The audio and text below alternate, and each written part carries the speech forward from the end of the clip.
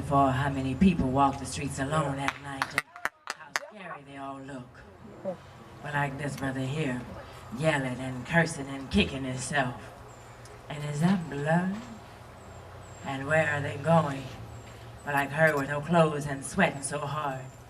No, really no clothes, just to march in the midnight with a knife in her hand. Damn, sis. See, no one ever said that life was all bliss, but what could have led her to this? And why won't they just go home so that I can rest in peace? I'm a 13-year-old girl on the street, renting her body just so she could eat. And a part of me is ashamed to say that if I were only half the woman as she, then I might do the same.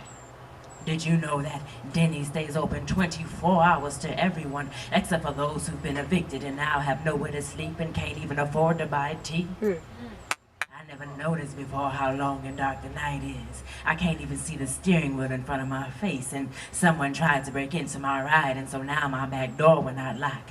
And what did he want? The toothbrush I keep in the glove compartment, the blankets in the back seat, or the dirty clothes in my trunk? I never know, so for now I'll only close one eye and sleep with my key under my thigh so that no one will be tempted to drive off with my stuff. Did you know that Kinko stays open 24 hours to everyone, except for those who have no flyers to make because they have nothing to say and nowhere to lay? Yeah. And I think about the very low parts of the lives of people with fame and wonder one day when everyone knows my name if I'll be courageous enough to tell them all of this. The world should never know that there have been times I couldn't afford to eat and had nowhere to sleep, and that my insides are so congested I keep attracting the bullshit that I am in. Had been justified suicide. Oh no, the world will never know Jaha skated so thin. A dear friend of mine told me years ago when my head was too hard to hear that when times appear the worst of all, to be of a good cheer because the lesson is near but aware. Come, lesson, let me learn you quick so that I can move on from this mess.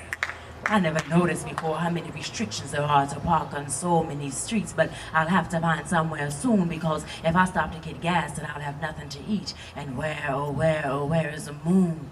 And why do they call this a thrift store when a denim jacket costs $24?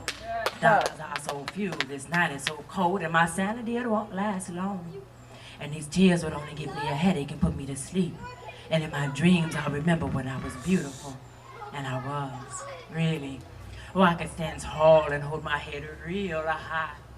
But then that dream will turn to nightmare because I won't remember when, where, why it all went wrong. And is this, even this, all a part of some great plan?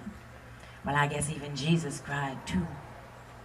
But how do I get back on my feet? And when I pray, does God hear me?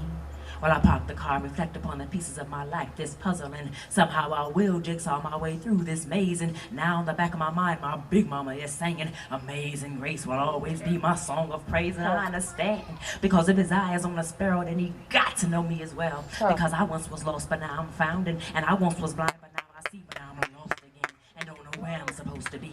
But I want this part of my life to be that piece that I look back upon and tell a crowd of youngsters at my feet to hold on when life appears the most bleak, because it will get better again, because I remember when.